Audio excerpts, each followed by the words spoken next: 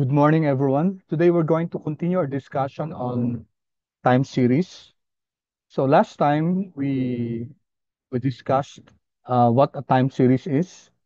We looked at the uh, components of time series, the trend, seasonality, and the residuals. Okay, we looked at the tools and the methods, and we said that we're going to use R in this discussion, and we loaded the packages that we needed. We were using ASTSA last time, and we said that these are the other packages that we need. So kindly be clean my environment. Kindly load the packages now, class, because every time you close R and then open it, you have to load the packages that you you're using, except for some packages that come preloaded. Okay, and last time we started with a discussion of an example of a time series. We said that the applied statistical time series analysis package provides several preloaded data on time series. Okay, so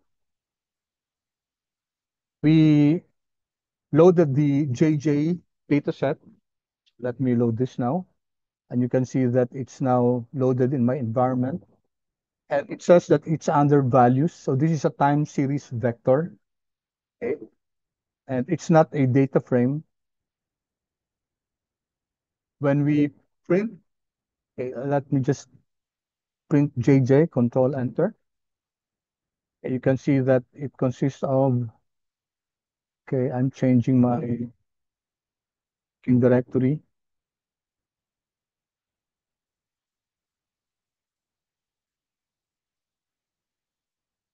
All right. So consists of data from 1960, quarterly data from 1960 to 1980. And we printed the data. Okay.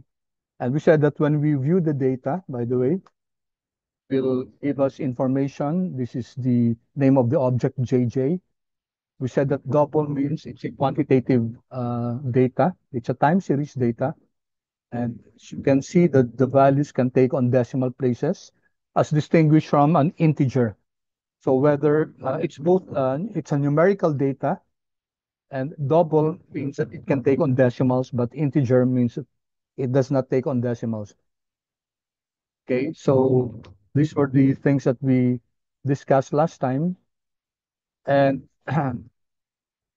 yeah, I think we also distinguished uh, a vector, a numerical vector from a data frame. Okay, so we did we run this class last time? Could you please chat in the chat box? I might have because sometimes class I would discuss a topic differently in with another section. Did I discuss this data pressure? Not okay. Anyway, what's the point here, class, is that I try to distinguish between a vector. This is a time series vector JJ with a data frame. If you recall, we already made use of this data set pressure. It comes preloaded with R so that we can access it, data, pressure, and then it will be reflected in your environment. Notice that the pressure data set is under data, while the JJ that we just loaded is under values. So these are the two types of data that can be loaded into R. And when you look at, let's take a look at the pressure data set. Notice that it's printed as a data frame here. Okay, you have the variable temperature and pressure, while the JJ, okay, we are only given a description of what it is. This being a vector. Okay, so if it's a vector, it will be listed like this, or a list. If it's a list, it will also be listed like given like this. But if it's a data frame, then it will give us the rows and columns together with the name of the variable. Okay. And as you can see here, the structure pressure is that it is a data frame. Data frame consisting of 19 observations of two variables. Okay. The dollar temperature and dollar pressure. Okay, let me pause for a while. Okay, and ask you if you're able to follow along.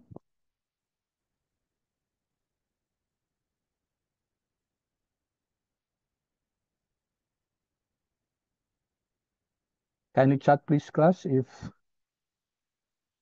you got the distinction between pressure and JJ.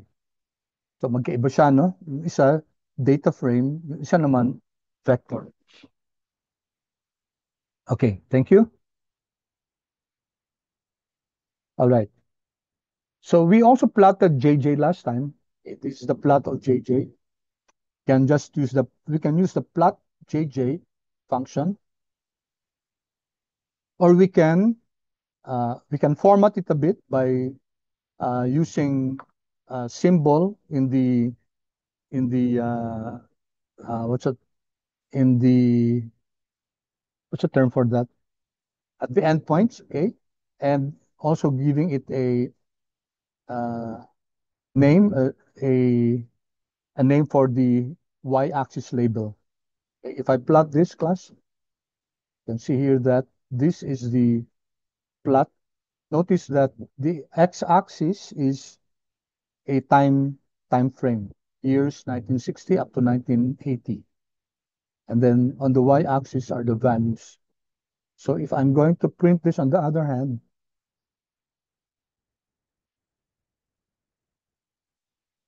you can see that the inflection points, okay,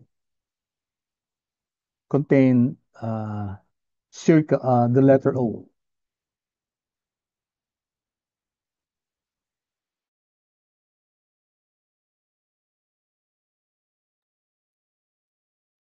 Okay,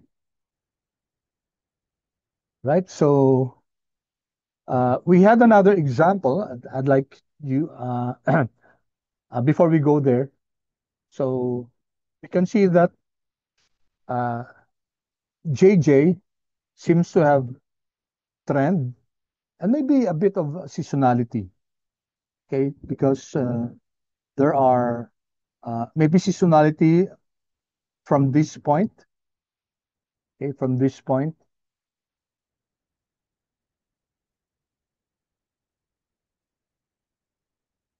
okay, at this point, the seasonality is not yet that apparent because of the small changes. But in this period, the seasonality seems to be quite clear. Okay, dito sa period na to, mas clear yung seasonality niya.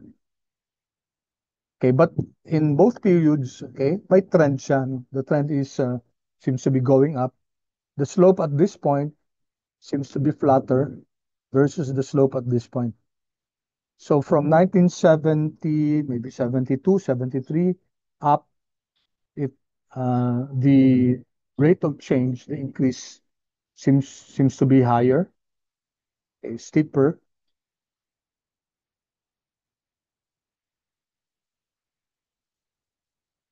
steeper at this point. No? Mas mataas dito yung slope as against this point. Okay, so let's use another data set class. There's another data set that we can use. Okay, and we used this last time. So let's take a look at air passengers.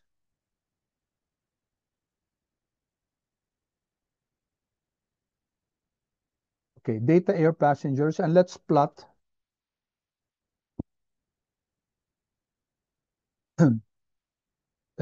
air passengers. Okay, so first we load the data. When we run data air passengers, control enter, notice that there's now this object, okay, this object air passengers, and it's also a vector. Here, it's under values. So if I click this class, okay, if I if I print air passengers,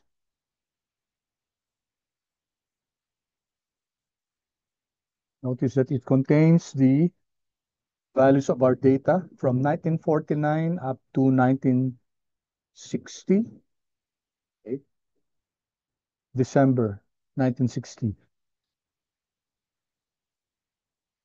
And in the same manner, we can plot this also. And here we can see,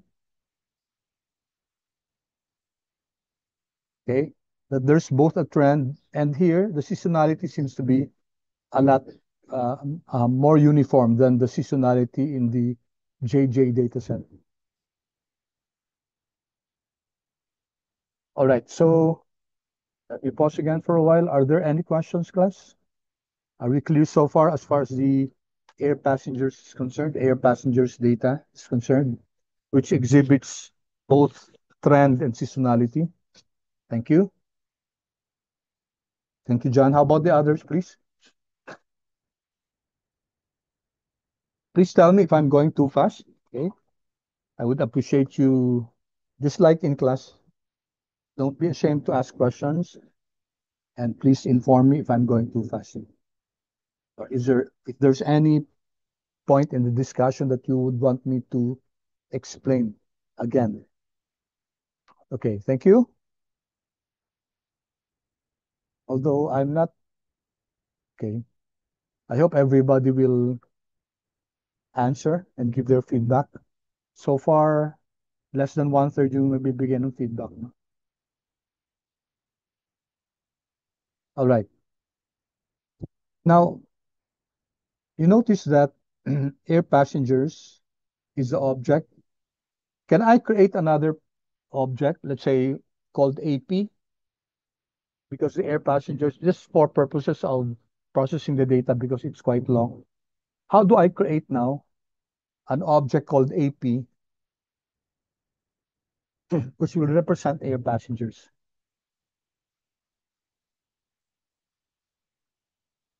How do I create that? So kindly chat, please, in the chat box. Chat it to me. Okay. Chat it. Message me, class. I want to create an object called AP, and AP contains air passengers. Okay, thank you, Pau. How about the others, class?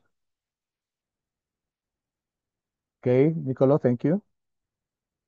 Okay, Godwin, good, thank you. Okay, Seth, thank you. How about the others? Okay, thank you. Brianna. Okay, good, good, class, good. Thank you so much. You're correct, except I noticed that there was an answer. You're correct, AP, alt minus, but it should be air passengers, okay? Okay, take note that if we misspell it and uh, spell it with a small letter P, control enter, that will generate an error term, okay? Because or error object air passenger is not found because R does not recognize the object small letter P. So AP, and you can see here that in the environment, okay, in the environment, there exists also this object AP, okay, and it's exactly the same as the air passengers. Now, what's that object for? What's that the purpose of naming it for? Well, for using it as in functions. Okay, like if you get the structure of AP, control enter. Okay, we see that it's a time series. It's a vector. It's a time series vector. Or if you plot AP, you'll get the same plot. Or you can pattern it after this one. If you want, you can copy this. Okay, it's this one. Control C. And maybe just for purposes of discussion. So,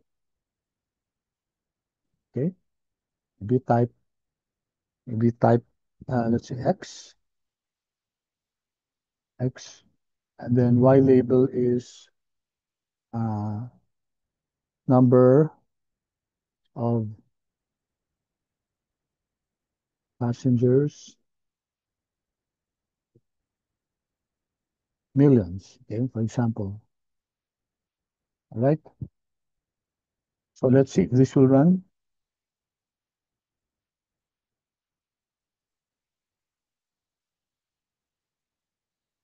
Okay, so it's an error. Returns an error. Hindi daw pe pwedeng type equal to X, no? Check niya. Okay. Control enter.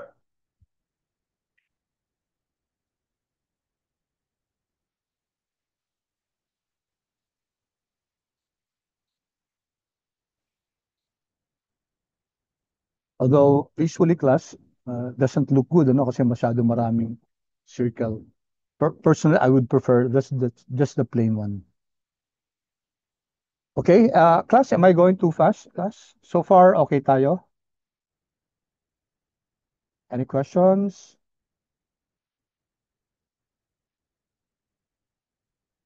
So far, are we clear, class?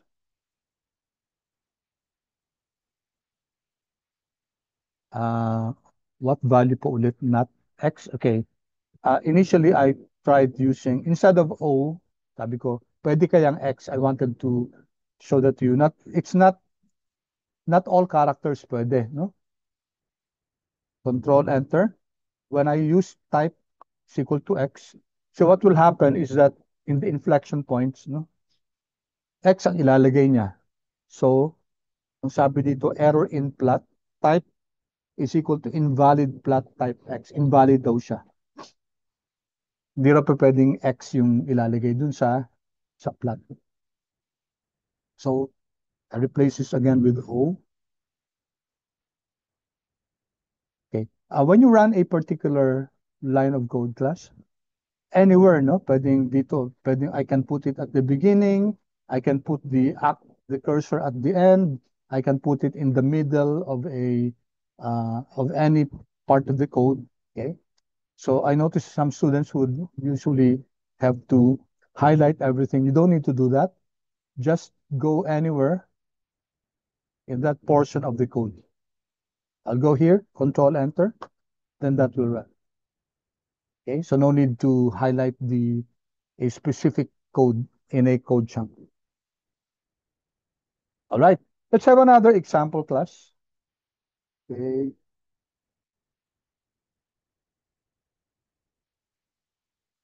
okay, sorry para saan ulit yung type O. Yung type O, okay, notice that sa mga inflection points, so change between the periods, naglalagay ng ano no ng a particular symbol or a figure. In this case, O siya, no? If I highlight this, if I print this,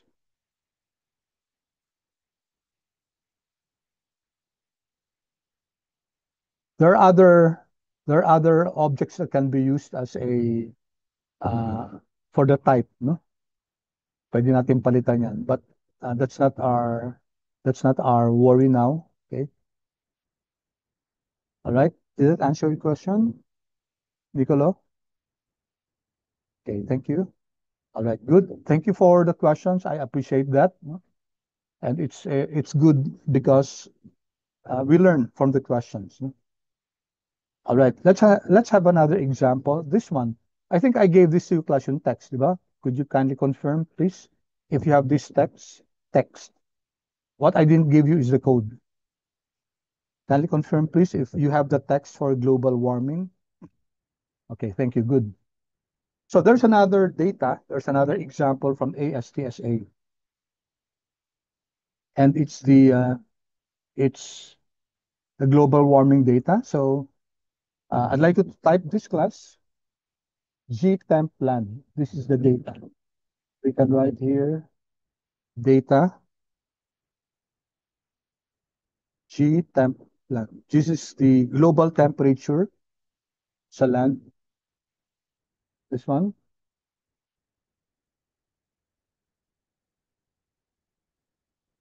Okay, I'll give you a few minutes. And then we can plot it. We can also get we can view G temp land. Notice class, when I type G temp, notice that it gives us G temp, both G temp land and G temp ocean. It's available because we have already loaded ASTSA, and ASTSA contains this data. Okay, so that I don't have to type G temp land. I'll just highlight it, okay, and choose it. All right, so let's take a look at this and view. Okay, we can see that it's also a time series here, TS time series. Okay, and if you want to learn uh, what Gtemp land is all about, okay, let's go here. Double question mark. It's also asking for help. Control Enter, and in the help window here, it will give us some information about still running. Okay, there you go. Gtemp land. So it's coming from here from ASTSA. Okay, so if I click this, so this data, sheet time plan, this is from Applied Statistics for time series. Okay, global mean land temperature deviation. So they're not the measure, they're deviations from a certain standard, from a certain measure, from 1850 to 2023. So it's quite updated, no? So what is this, class? It's the annual temperature anomalies in degrees centigrade average over the Earth's land area from 1850 to 2023. Anomalies are with respect to the 1991 to 2020 average. So it got the average from 1991 to 2020, and then it got the difference. So kinuha yung average from 1991 to 2020, and then kinompare siya dun sa uh, H from the 1850 to 2023. Okay, so the format is time series. There are 174 observations. You can access this class. Okay, you can find demonstrations. Okay, so there's this site. You can, if you want to learn more about ASTSA and learn about the functionalities, you can go here, class. All right, so these are just metadata. These are just information about the data. Okay, so let's go back to our text here. I said here that this is the global mean land temperature index. So it's an index. It's being compared to the average from 1991 to 2020. Okay. All right. Then we can let's plot this class and see again. Same here.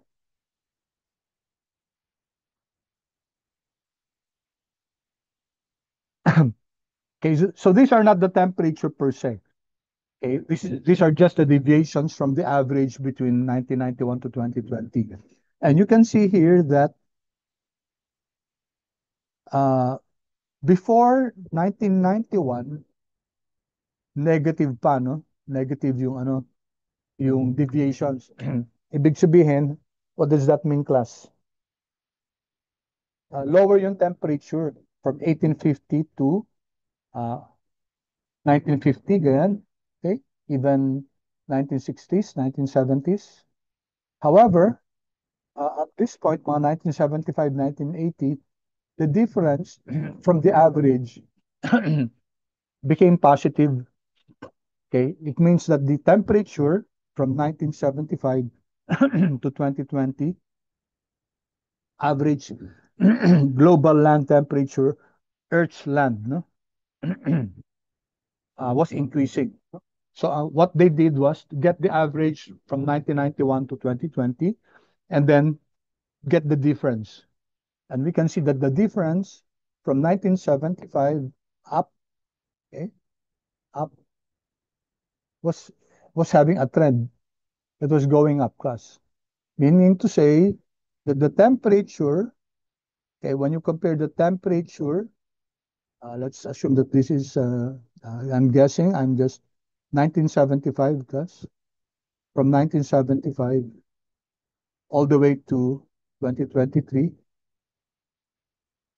the deviation was increasing. Okay, so just to clarify, they got the average from 1991 to 2020. Okay, let's say that this average is, let's say, for purposes of just discussion, let's say it's 50. Okay, 50 degrees. Okay, mas siguro, let's say 30 degrees. Let's use centigrade. 30 degrees centigrade. Okay, and then what they did was to, in 1980, for example, if the average temperature was, say, 52, so the, uh, not the average temperature, 1980, for example, yeah, average temperature for 1980 was 52, and then we subtract it from 50, which is the average temperature from 1991 to 2020. Okay, therefore, 52 minus 50 is now 2.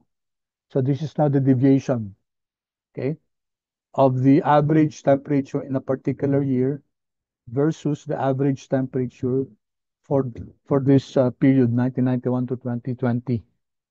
Okay, and we, as I said, we saw that it was increasing over time. Okay, all right. So we also have the data for uh, global temperature, average temperature, ocean. Okay, so we can notice. Will this run, class? We haven't uh, we haven't accessed GTEMP ocean. Yeah, unlike GTEMP land, we accessed it using data. Now my question is, GTEMP ocean is not existing here, but can we plot it?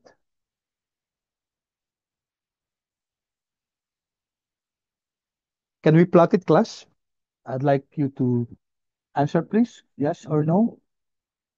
Even if we didn't use data GTEMP ocean, is it possible to plot uh, GTEMP ocean?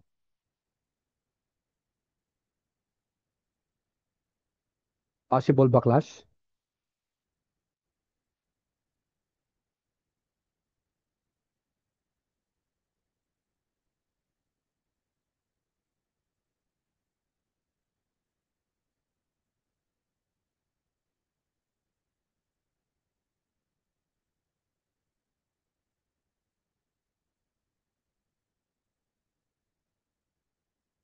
No, okay. Adriana says no. About the others, were you able to plot, class? Si Nicolo naman, no. Yes. Si, okay. So mix, no, yes, no. Yung iba naman, they were able to plot. Okay? Wala dito, di ba? Hindi pa kasi natin dinidata. No? Now, check nyo ha, please. If you have, if you have loaded it, okay, and it appears here, i-remove nyo muna, and then saka nyo i-run yung plot. No? So just make sure that GTemp ocean is not here. Suppose you loaded it, i-remove nyo muna, no? Para ma-check nyo. How do you remove? Ganito lang, RM, remove. So GTemp underscore ocean. We're referring to the ocean. I-delete nyo muna. In my case, wala pa siya dito, no? Wala pa sa environment. If I remove that, ang sabi niya error. Kasi wala naman siya nakitang ocean dito. Hindi ko pa kasi linaload. Okay, I haven't loaded it, but let me see if it will print. Okay, this one. Plot. I'll run this. Okay. Now it run, class. Wala akong ocean na hindi ko pa na-load dito. Just like class pressure, wala naman si pressure dito eh. Hindi. Ito, may pressure. I'll remove pressure. RM, pressure, remove pressure. Wala na siya pressure, no? Tapos, pag plinat ko sa pressure, plot pressure. If you recall, ginamit natin yung example to. In fact, ano siya? Yung, okay, so it will be here. Nasa plot siya. Figure margins too large daw. Hindi nagkasya dito. So, I'll increase this and then run to go here. Arrow up.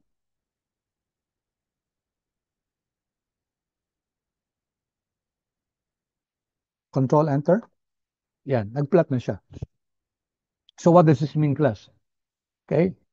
If the package is loaded, yung ASTSA, naka-load na siya, no? So, uh, pwede natin ma-access yun. So, it should print, it should plot itong gtemp both. Okay? Now, is that clear? There were some of you who answered no. Could you try again, please? Just make sure that gtemp ocean is not yet loaded para ma-check talaga natin kung ano, kung mapaplot natin siya. Or maybe, let's see, uh, summary, G temp ocean. Control enter. All right. Walang G temp ocean dito, di ba? Hindi ko siya linode eh. Pero when I ask for the summary, yung minimum value, first quartile, second quartile, third quartile, maximum and the mean, it gave an answer. It gave an answer. However, just to uh, reinforce the point, if ASTA is not loaded class, yan, dinitouch ko. Okay? And if I get the summary of GTemp, okay, GTemp, notice class, wala na si Ocean, di ba? Si Land lang. Kasi si Land, na-load ko na eh. So it's already here in memory. Pero si GTemp Ocean, hindi ko ni-node. Kaya, and ASTA is not uh, has not yet been loaded. Kaya hindi lumalabas si Ocean. Ocean,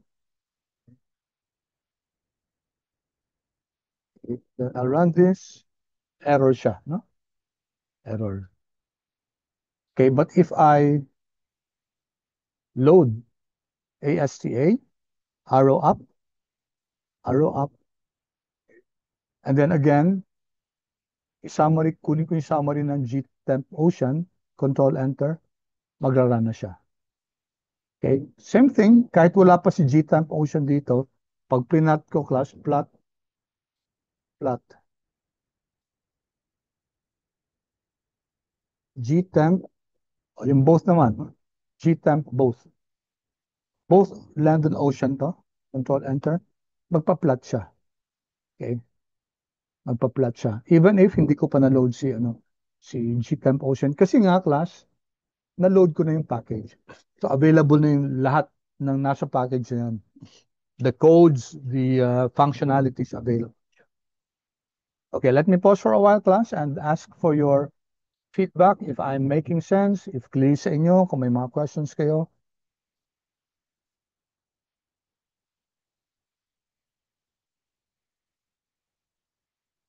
Any questions?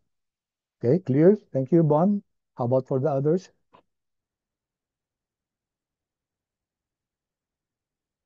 Feedback, please. Okay, thank you, Felice. John, thank you. Code for plotting the land. Okay. So, si Godwin, can you show the code for plotting in land? Okay. Land and, ito, Godwin. Okay, just make sure that ASTSA, Applied Statistical Time Series Analysis, is loaded. Okay. And then, plot lang. Plot. So, there's a data na both siya.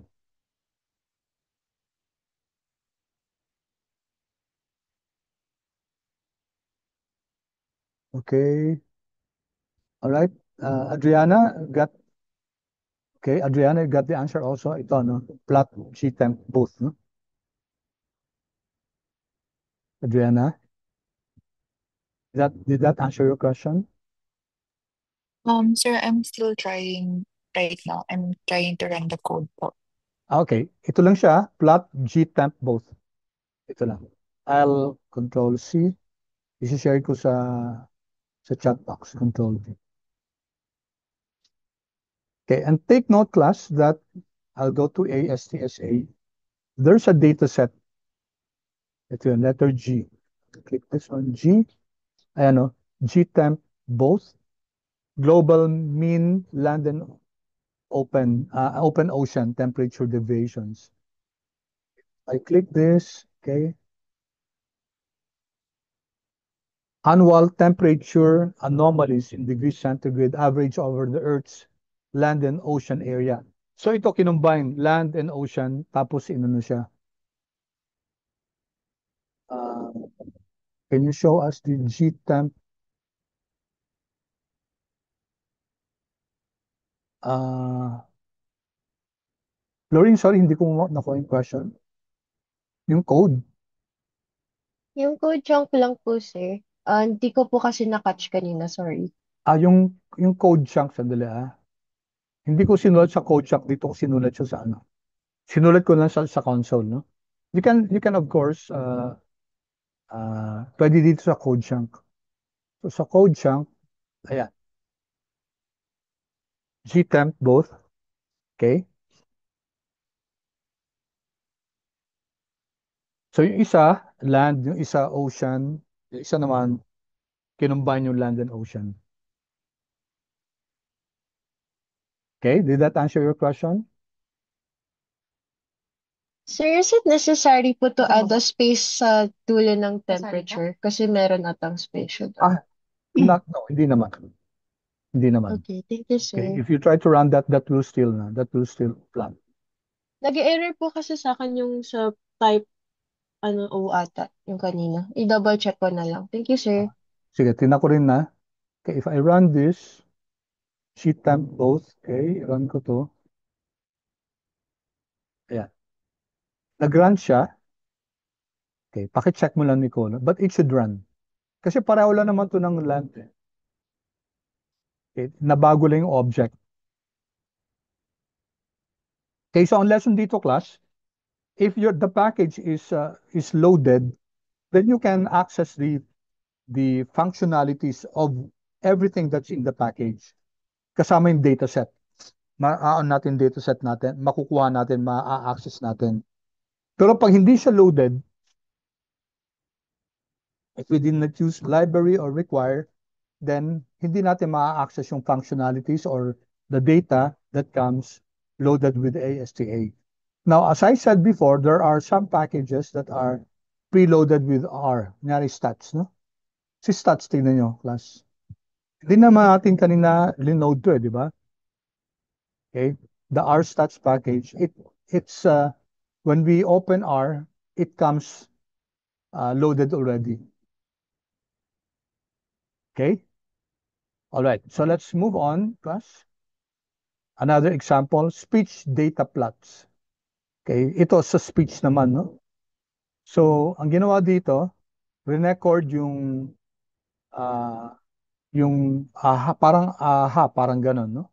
Tapos re-record yung, how do you call it?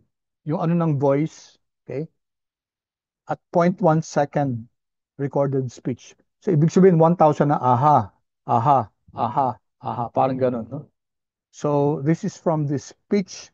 This is the speech data set, also from ASTSA. Okay, so may data na speech dun sa ASTSA. Tapos i-plot natin, class. It looks like ano. So repetition to ng ano ng 1,000 recordings ng AHA. So quite similar. Okay.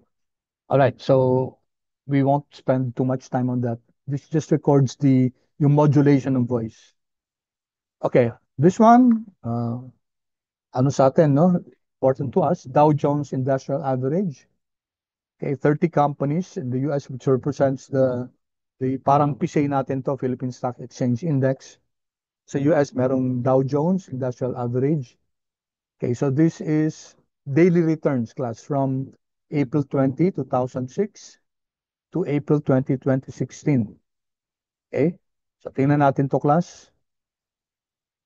All right, okay, here, gagamitin natin class. Tingnan muna natin class to, no?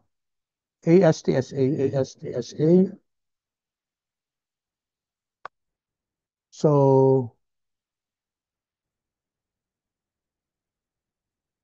letter D. Okay, so wala dito yung Dow Jones class, no? Ito pala, meron din, sorry, meron pala dito, no? So let's plot this. Okay. Ito kasi class, gagamitin natin in a while si quant mode. But first, let's create this one. Control Alt I, and then this one. Data, lagyan natin sa kay data, DJ, DJIA. Okay. And then let's print it DJIA. Okay. So let's run this. And then nagkaroon na tayo ng DJIA dito, no? Okay, take note that this time this is not a vector. Okay. It's coming from the ASCSA. Okay, so this is an XTS object. If you get the structure STR of DJIA,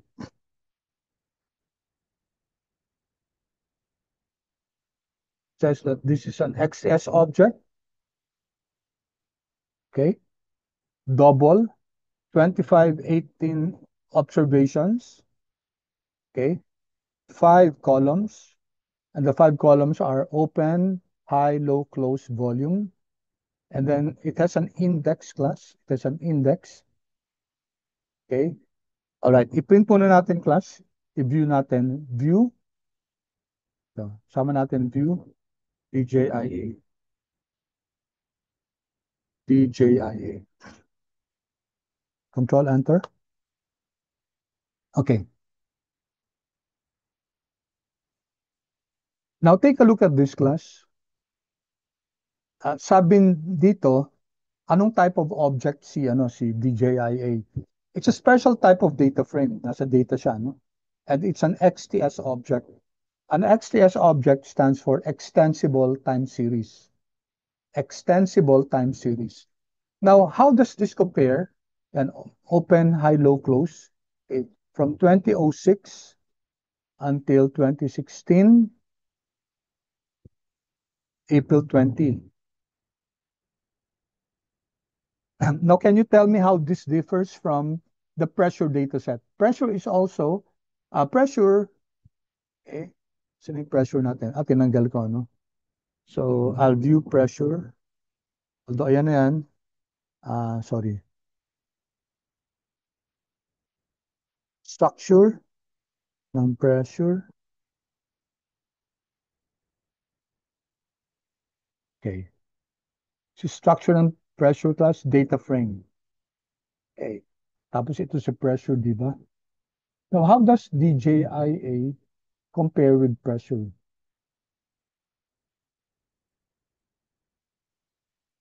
So, si pressure, temperature, pressure. Si DJIA naman, Dow Jones, you have the open price, highest, lowest, closing, and then the volume traded on this particular day. Okay. So what do you think is the difference between the pressure data set and the DJIA data set?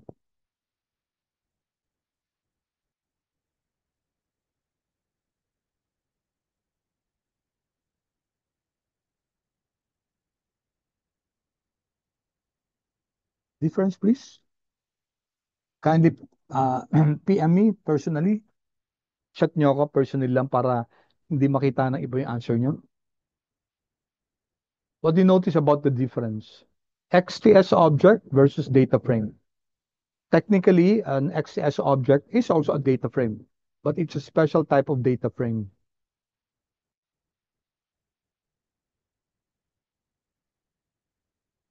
Waiting for your answer, class?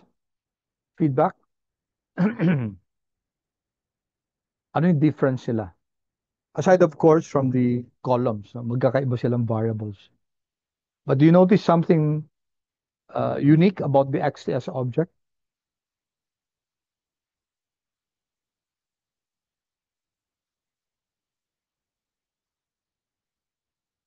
Okay, thank you, Pao. Okay, how about the others?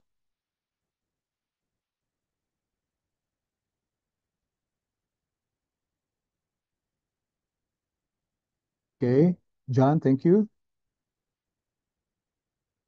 Any other observation about the uniqueness of either? What sets them apart?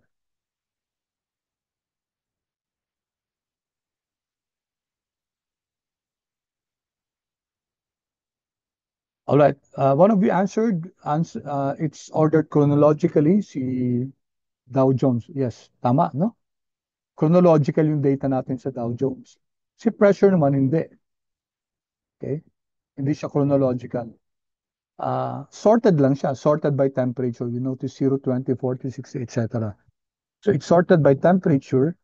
Pero si Dow Jones, okay, chronological siya. Okay? Matrix rather than data. Actually, data naman to. No? In a sense, technically, both are matrices. Kasi they are expressed, both of them are expressed as data of rows and columns. So in that regard, they are matrices. Okay? DJI and pressure. However, what really sets them apart, si DJIA, sabi dito, di ba? XTS object siya. Si pressure naman data frame. So, an XTS object class, it's called extensible time series. Ang isang prominent na quality or characteristic ng isang XTS object is that the index is the time. Tingnan yung class, no? Okay. Kasi pwedeng yung date, yung ano na to, date na to, pwedeng isang variable lang siya. Isang column dito, date, no? Tapos 2006, 420, etc. Okay? But an XCS object class is such that the index, yung sa pressure, di ba, ang index niya, yung chronological number na 1, yung ordinal listing ng 1 to, yung counting number, 1 up to whatever, no? Si DJIA, yun. So this is the advantage class. If you're working with time series, it's very appropriate. It's very good to be using an XS object. Kasi sometimes class, when you were working with the data, minsan mahirap, no? Mahirap na yung variable din yung date, yung time frame mo. Okay, I've experienced that in the past na minsan nagkakamali-kamali sa coding, sa data, sa coding when your date is not an index. Pero pag naka-index sa class, mas madaling galawin yung data, no? Mas madaling it's easier to manipulate your data. And that's an XS object, an extensible time series. So please remember that. Vis-a-vis pressure, na data frame siya. Okay. All right. So let's go back to our discussion here. Okay, now let's make use of another function of another package called quant mode. Okay, so make sure that check nyo muna class yung packages yun. And this is another very important package that we're going to make use of here class. Quant mode. Make sure it's loaded.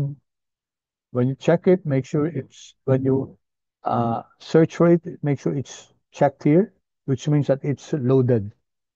Which means that we can make use of the functionalities of quant mode. Let's first take a look at this quantitative financial modeling framework. Click natin to class. And you can see that this is a very powerful package. Ang dami niyang functionalities class.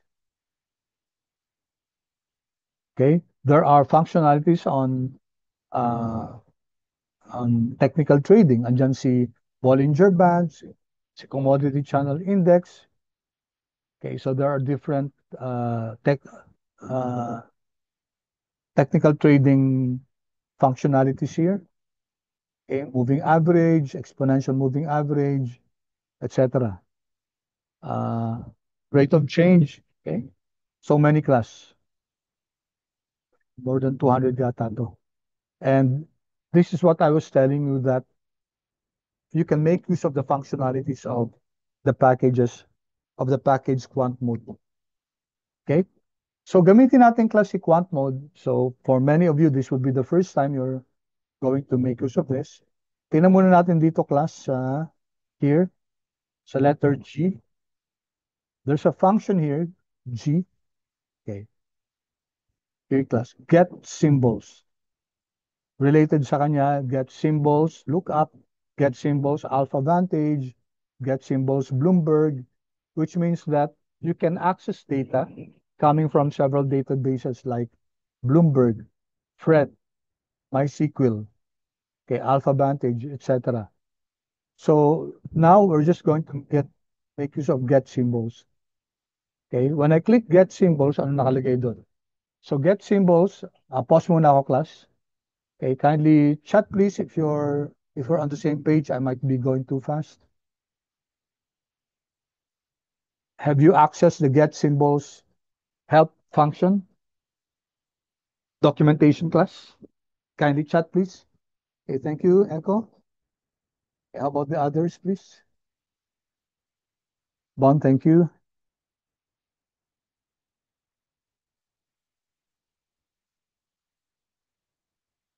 And one of you needing help, class? Okay, good. Uh, so far, I am getting only 4 responses. Let's wait for the others. Almost 30 kayo eh.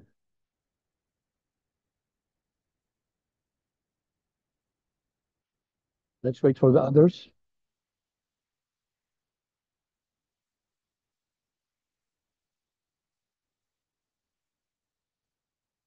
Yes, so my question, si Nicolo dito. Install that packages and then code. Okay, that's to install. And then after you install, you have to load yung require or library.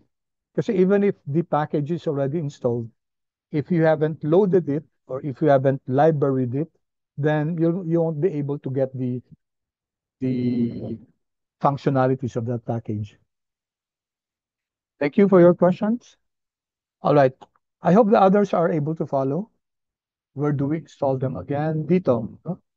You install packages, you either okay, dito 'di ba kanina? Ito, I'll share with you itong code na to. In case hindi niyo pa na at the onset class, nag-load muna tayo 'di ba ng packages ito. So these were the packages that we were using, and we used Pacman class. And we said last time that uh, install niyo muna si Pacman, okay? Make sure that Pacman is installed already.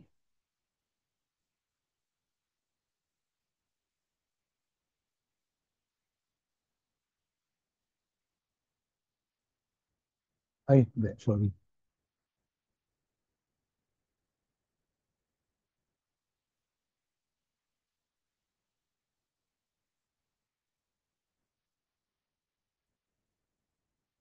So sa beginning pa lang class, sa beginning, before we we use JJ, kailangan i-load muna natin si ASTSA together with the other packages. Yeah. So quant mode will not run class if you didn't run this. Make sure that quant mode is available, is installed. Okay, my question ulit dito. Well, G symbols to reload. Uh, Sorry, Adriana, I didn't get your question. Pakiulit, please. You may unmute yourself para mas mabilis. Sir, if are we going, dun po kanina yung sa help tab, um, do we load something like yung yung get symbols po or not naman? Wala. So just go to ano, okay, I think your question is how I got there. Yung ba, tama? Yes, sir. So here, packages, di ba? Go to packages. Tapos type quant mode there. Okay, and then dapat naka-check si quant mode, which means if this is not checked, okay, you won't be able to make use of the functions of quant mode. So unloading, load, and opposite is unload. To unload a package class is the same as detach. Okay. To load a package is the same as library. Here, library. So when you're, let's inspect what's inside quant mode. I'll click this. And so if I click that, it will now go back to, from packages, it will go to the help function. If you take a look at, you notice the help pages here, yan ang mga functions ni, ano, ni coming from quant mode. So ang dami, di ba? 200 plus yata to. So around 200 plus functionalities, each one of them performing its own tasks. Okay. So if you're studying technical trading, then this tool can be very helpful because it can generate plots. It can generate many. We'll discuss this class when we go to portfolio optimization. Okay, it can generate many outputs. Okay, so did that answer your question? Yes, sir. Thank you. Okay. Okay. So ang linode lang natin dito si quant mode, no? All right. Then I wanted you to go here, letter G, letter G. So, di ba, G here. Ayan. So we're going to use get symbols. Maraming ibang get symbols, no? Get symbols that thread, get symbols that MySQL. So these are databases, si Bloomberg. Kung may subscription tayo sa Bloomberg, then you can make use of this to get data from Bloomberg. Alpha Vantage, you can, uh, Vantage also contains several data that you can make use of. However, mag-enroll ka sa Alpha Vantage. Libre naman yun. So you can check, can Google Alpha Vantage, and then you can enroll. Ito, no? Get symbols Alpha Vantage so that you can access data coming from Alpha Vantage. Okay. So ito class, get symbols. Let's just use the basic get symbols. If I click get symbols, oh, what will this do? It's a function to load and manage symbols in a specified environment. Okay? So ang ginagawa nito, ito yung syntax yan. Get symbols, and then you have to identify ano yung symbol natin. Tapos the default is that it will get data from Yahoo Finance. Okay? Then you can identify yung date from when up to when. Okay, so let's make use of that.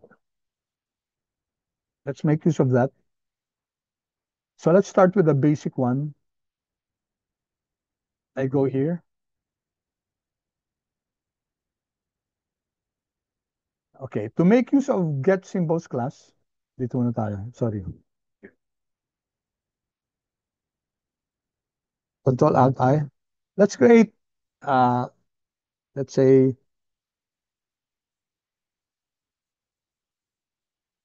Dow na lang, no? Dow 1. Dow 1 is Dow Jones, Control Alt minus, okay? And then I can just use so this is coming from quant mode for you, just for you to be reminded, class. Okay, and then get G, E, T, letter S, okay? Notice class, get and then symbols, capital S, please, hindi small s. Walang small s. Get symbols, I click this. Okay, pwede natin i-define na ang gusto natin yung DJIA. Kailangan may caret. Okay, yung mga indices class, ang syntax niyan sa quant mode get symbols is that ang ticker symbol niya, okay, or yung pinaka-ID niya, merong caret. Okay, so let's run this class and let's see what happens.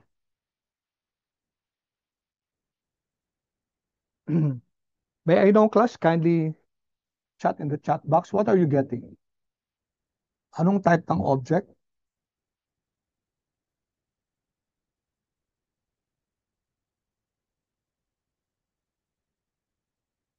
Anong type ng object class?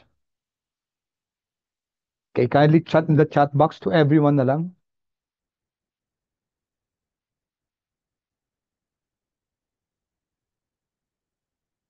Last time pa na nagkamali ako, no? I think last week. I got confused with the 12 to 15. 12:15 na-dismiss ko na kayo nun eh. I apologize for that, class. Okay, class. What are you getting?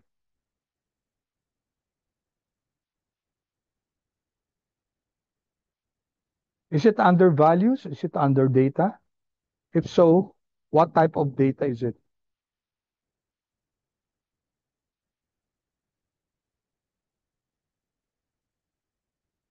Waiting for your comments, class.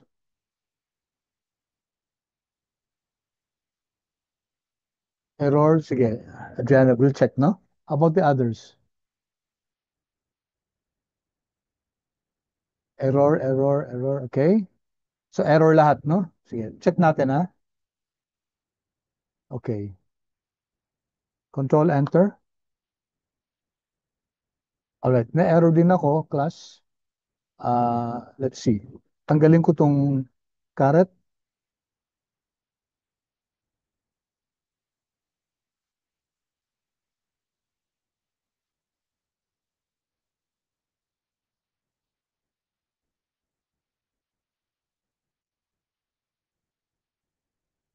Okay? Or kahit ilagay nyo yung caret, error pa rin ba, class? Mag-error pa rin, no? Okay, ba't kaya nag-error, class?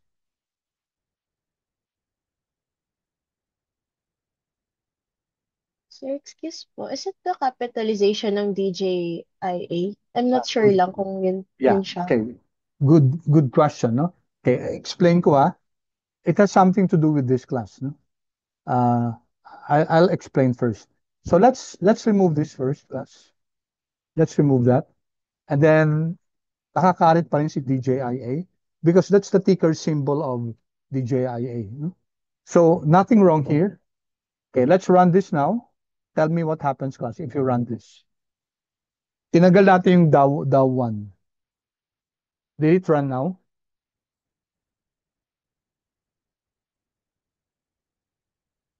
Nag-run na ba?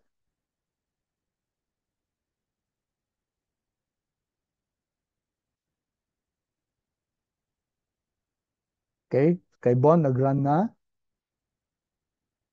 How about for the others, class? Feedback, please, class. So ito lang, no? Okay, you can remove quant mode, class, kung pwede rin naman kasi this just tells us that the get symbols comes from quant mode. But I haven't seen any other package that makes use of get symbols. Quant mode lang. So, nag-run na ba rin sa iba? Error pa rin sa iba? Okay. Alright. Bakit kaya mix yung ano nyo, yung still error? Okay, sige. Let me try it on my end. Okay. Unable to import. Bakit kaya? Okay, let me see. I'll remove the... Okay. Ah,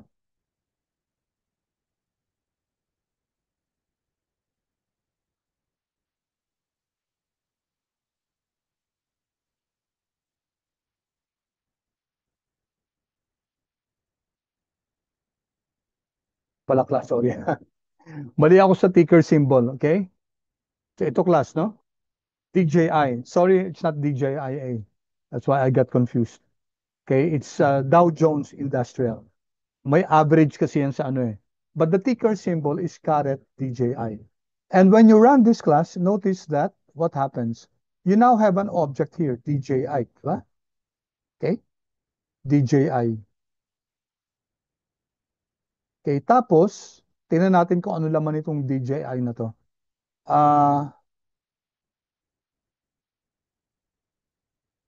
Bakit dalawa itong, let me check. 2022, not this. So it's this one class, DJI. Okay, if we check this class, view it. Okay. All right, pause muna ako class. Did you get it now?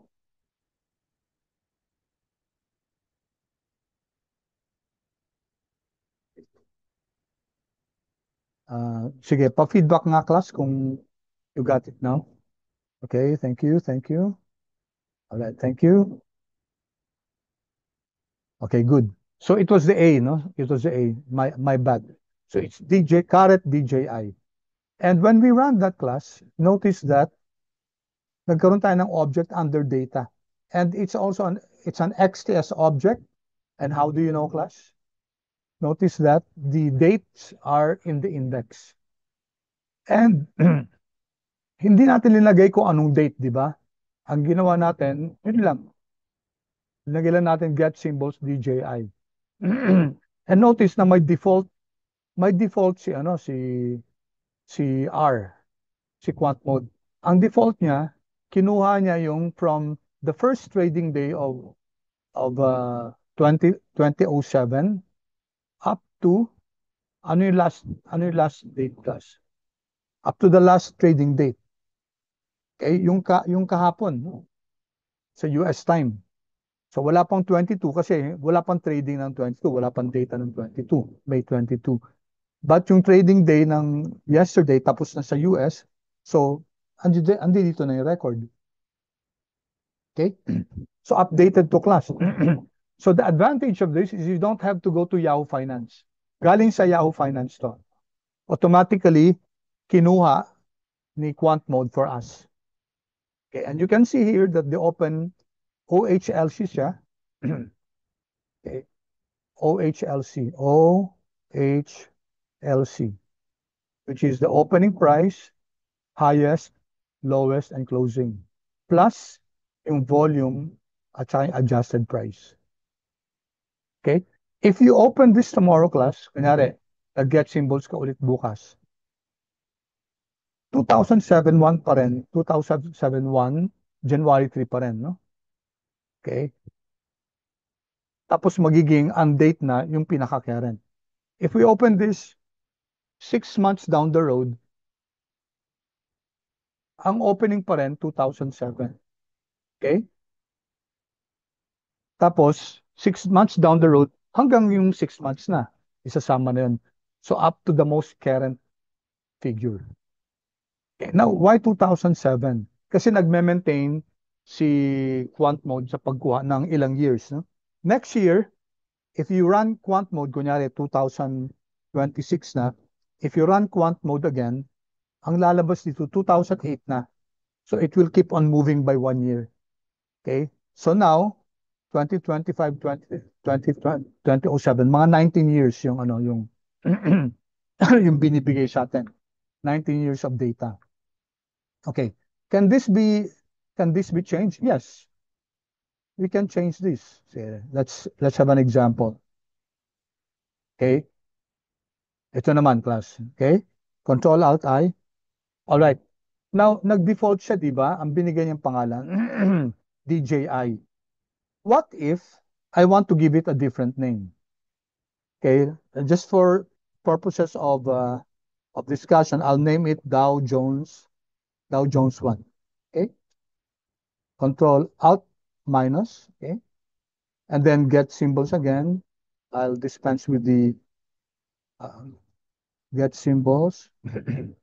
All right, and then ulit caret DJI. Okay. Tapos pwede natin specify from is equal to, gawin natin start ng year 2001, 01. Okay? Comma, shift to, okay, I'll just make it 2024, 12. I'll just make it the end of the year 2024. Yan. Comma. All right. Now, to give it a name, your own name class, ito Dow Jones kasi ang ginawa ko, ano. Kanina class, na nag-quant mode tayo, quant mode get symbols lang, nag-assign si R ng specific name para sa dataset natin, DJI. So if I don't put this class, and then I run this, DJI pa rin yung magiging default name. Unless, as ilalagay ko dito auto.assign. Okay? Auto.assign, I'm telling R, don't give it a name DJI.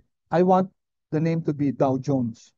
Okay, so if you're giving the data your own name, then you have to put in auto.assign is equal to, okay, F, false. You're telling R, do not give it your own name. No? Do not give it your own name. Sige, i-run natin to class and let's see. Now, what do we expect to happen? Magkakaroon dito ng data, ang pangalan niya, Dow Jones 1. Tapos yung data na yan, class, ito yung magiging period niya. 2001, January 1, kung may trading at that time. Tapos up to 2024, 12/31, kung may trading at this time. Okay, so let's run this. Let's see. I'm going to run this. Okay.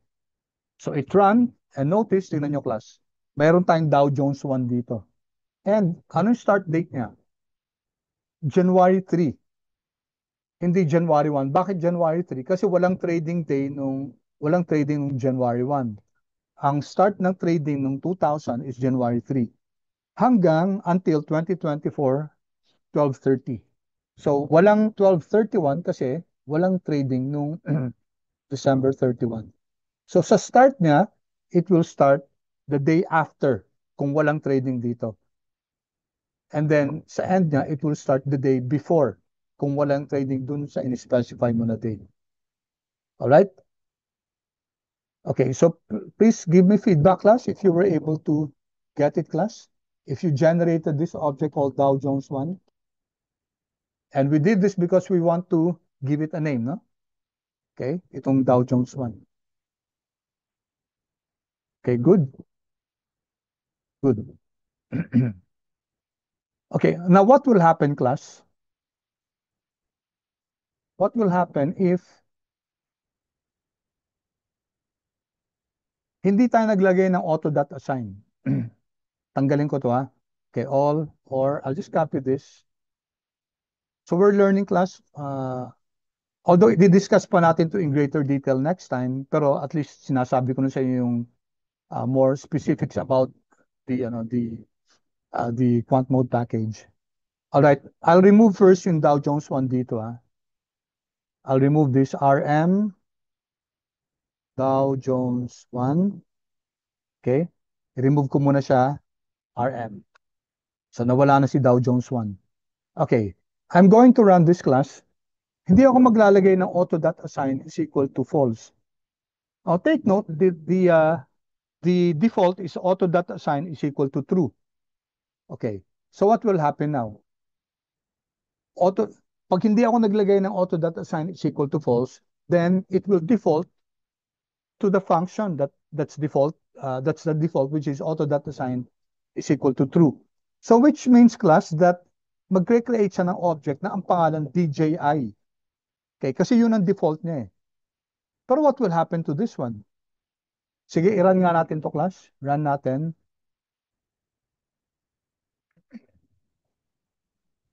And what happened? Okay. Now take note, yung DJI natin kanina, which was 2007, na-overwrite na. Nawala na si DJI, di ba? Nawala na. So nag-create siya ng panibagong DJI coming from this one. Coming from this get symbols. Okay? Kasi ito, class, hindi natin sinulat na auto.assign is equal to false. So, ang default niyan, auto.assign is equal to true. So, i-create ni R itong DJI class. It will give it a name, DJI. That's why it's now, DJI is now 2001-03, yung kaninang DJ Dow Jones natin. And then, what will happen to this Dow Jones 1? Okay, Dow Jones 1 will not now just be a character vector. Ito siya. Dow Jones 1. Tapos DJI lang siya. So in other words, isang character lang siya. DJI ang laman nun. It's a text, no? Hindi siya XTS object. So if you want to create an object and give it your own name, make sure, okay, as far as quant mode is concerned, make sure that you type here auto.assign is equal to false.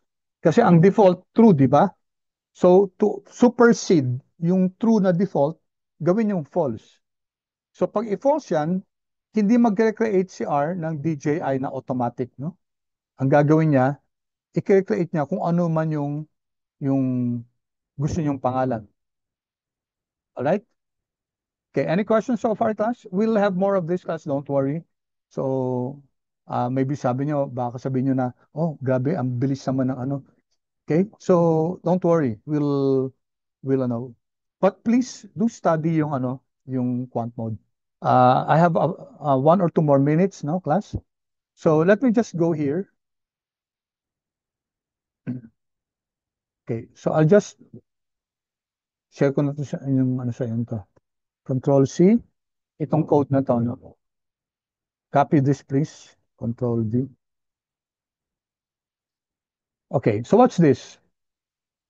All right. So first, class, nag-create tayo ng object dito na DJI. Okay, remember, auto.assign is equal to false. So it will create now this object, DJIA. Tapos, this is Dow Jones Industrial Average from, okay, naka-identify dito, no? 2006, 420, up to 2016, 420. This is the same data as yung ASTSA. So, rene-replicate lang natin. I just wanted to show you this, that pwede natin kunin yung generate ni ASTSA na package. Alright, so if you run this class, Control Enter. So meron tayong DJIA ngayon na object ito, here. And it's from 2006 o 420 hanggang 2006 o 420. Hanggang 19 lang kasi siguro holiday nung 20. Okay? And then identify the periodicity is equal to daily. Okay, which means, class, experiment nyo, pwedeng monthly yung data. And then ito, auto.assign is equal to false. Now, next time, class, we're going to study this. Kasi, we don't have time for this now, but when we deal with usually, class, sa time series analysis ng prices ng stocks, ang pinapag-aralan natin is the returns. Okay, so we have to know how to compute for the returns of your assets.